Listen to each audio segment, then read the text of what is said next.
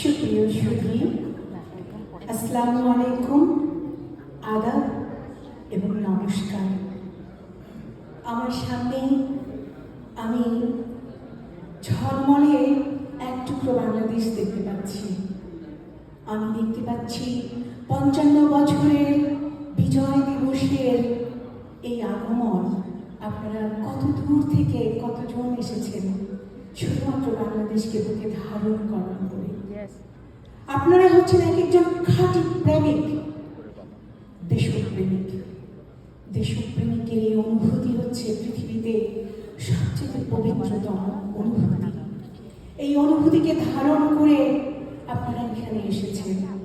তাই তো আমি এই হলরুমের প্রত্যেকটি আনাচে কানাচে থেকে বাংলাদেশের সুবাস পাচ্ছি।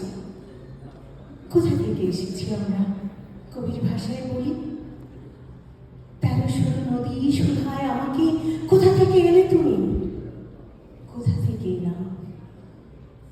আমি তো এসেছি বজ্রকণ্ঠের জয় বাংলার সেই বজ্রকণ্ঠ থেকে। আমি তো এসেছি ৭১-এর মুক্তিযুদ্ধ